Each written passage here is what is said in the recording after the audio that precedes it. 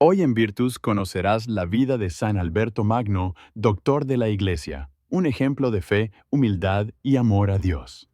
Descubre su historia y el mensaje espiritual que aún inspira a millones.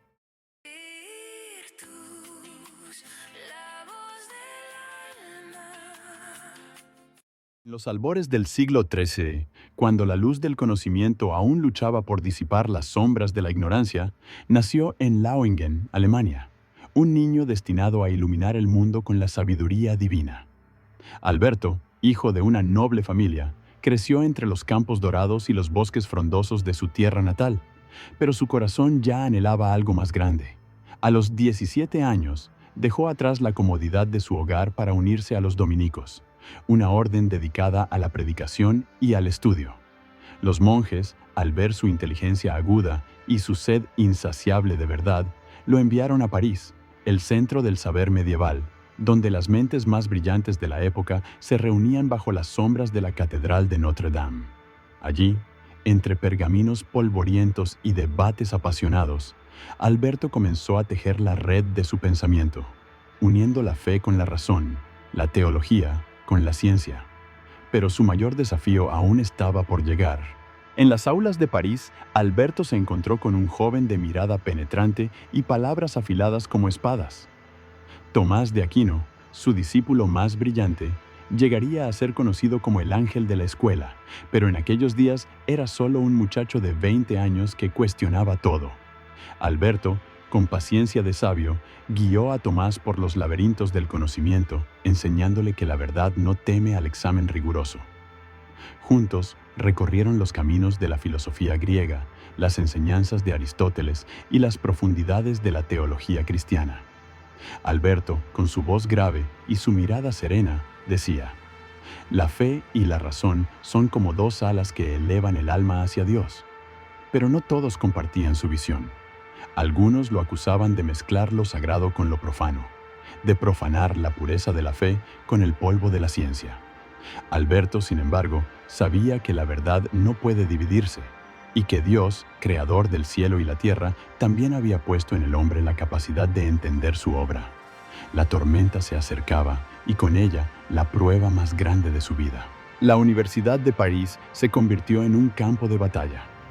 Los maestros tradicionales, aferrados a las enseñanzas de Agustín de Hipona, veían con recelo las nuevas ideas de Alberto. ¿Cómo puede la razón humana, limitada y pecadora, comprender los misterios divinos?, preguntaban. Alberto, con calma, respondía: «La razón es un don de Dios, y negarla es negar una parte de su creación». Pero las palabras no bastaban. Un día, mientras caminaba por los jardines del convento, Alberto encontró a un grupo de estudiantes quemando sus libros, acusándolos de herejía. Su corazón se encogió, pero no se dejó vencer.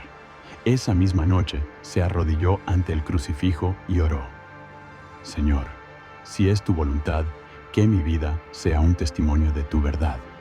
Al día siguiente, con la ayuda de Tomás, comenzó a escribir su obra maestra, Summa Theologiae, un puente entre la fe y la razón que cambiaría para siempre el curso de la teología. Pero la oscuridad aún no había sido vencida. Mientras Alberto y Tomás trabajaban sin descanso, la sombra de la persecución se alargaba. Los enemigos de la verdad, temerosos de perder su influencia, esparcieron rumores de que Alberto era un hereje. El Papa Urbano IV, sabiendo de su integridad, lo llamó a Roma para defenderse. Alberto, con la humildad de un siervo, se presentó ante el pontífice. «Santidad, no busco gloria ni poder, solo la verdad», dijo. El Papa, conmovido, lo abrazó y le dio su bendición. «Que tu luz siga brillando, Alberto, pues el mundo necesita hombres como tú». De regreso a París, Alberto encontró a Tomás sumido en una profunda crisis espiritual. «Maestro, ¿cómo puedo seguir escribiendo si no siento la presencia de Dios?», le preguntó el joven. Alberto, con una sonrisa, le respondió: «La fe no se basa en los sentimientos, sino en la verdad. Sigue adelante, Tomás, y Dios te guiará». Pero la prueba de Tomás aún no había terminado. Los años pasaron y Alberto, ya anciano, fue nombrado obispo de Ratisbona. Allí, entre los campos de Baviera, continuó su labor de enseñar y predicar.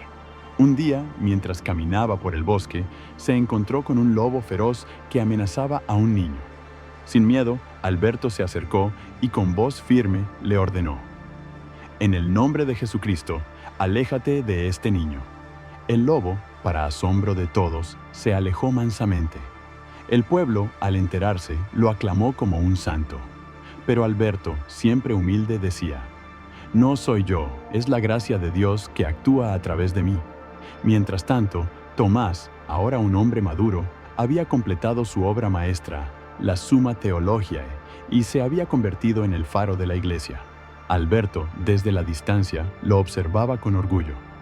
«He cumplido mi misión», pensó, pero Dios aún tenía planes para él. En sus últimos años, Alberto se retiró a un convento en Colonia, donde pasó sus días en oración y estudio. Un día, mientras meditaba, tuvo una visión. Vio a Tomás, ya fallecido, rodeado de ángeles. «Maestro, he llegado al cielo», le dijo Tomás. Alberto, con lágrimas en los ojos, respondió: «Has cumplido tu misión, hijo mío.